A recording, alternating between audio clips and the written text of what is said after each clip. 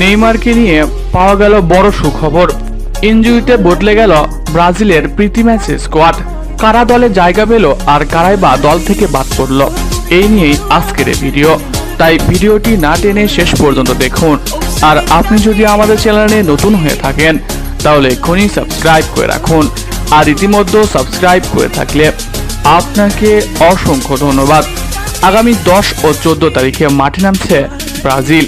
এই ম্যাচকে সামনে রেখে 1 তারিখে ব্রাজিল স্কোয়াড ঘোষণা করে আনচেলত্তি। অনেক খেলোয়াড় ইনজুরির কারণে স্কোয়াড ঘোষণার আগেই দল থেকে বাদ পড়েছে। রাফিনহা, জোয়াও পেদ্রোর মতো বড় বড় তারকা মিস করবে আগামী 2 ম্যাচ। এছাড়া স্কোয়াড ঘোষণার আগ মুহূর্তে ইনজুরিতে ছিটকে যায় ব্রাজিল গোলকিপার অ্যালিসন বেকার। তবে স্কোয়াড ঘোষণার পর এবার ভ্যান্ডারসনের ইনজুরি নতুন করে ভাবাচ্ছে ব্রাজিল কোচকে। মোনাকোর হয়ে ম্যান সিটির বিপক্ষে মাঠে নেমে ইনজুরিতে কেঁদে কেঁদে মাঠ ছাড়ে ভ্যান্ডারসন। এতে করে প্রায় 4 থেকে 6 সপ্তাহের জন্য তিনিও মাঠের বাইরে যাচ্ছেন। ভ্যান্ডারসনের প্রতিস্থাপনের জন্য ভিতিনহোকে ব্রাজিল দলে আহ্বান করা হয়েছে। এছাড়া আন্দ্রে সান্তোসের ইনজুরি দল থেকে ছিটকে গেছে। ব্রাজিল দলে সবাই মোটামুটি বড়সড় ইনজুরিতে পড়ে মাঠের বাইরে গেছেন 4 থেকে 6 সপ্তাহের জন্য।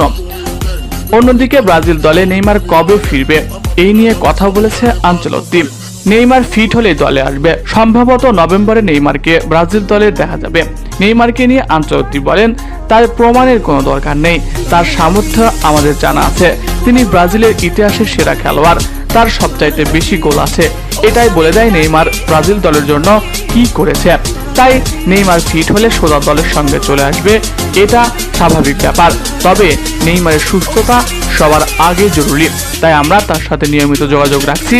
নেইমার ফিট হলে আমরা তাকে নিয়ে মাঠে নামবো, তার সাথে খেলতে আমার তর্স হয়েছে না।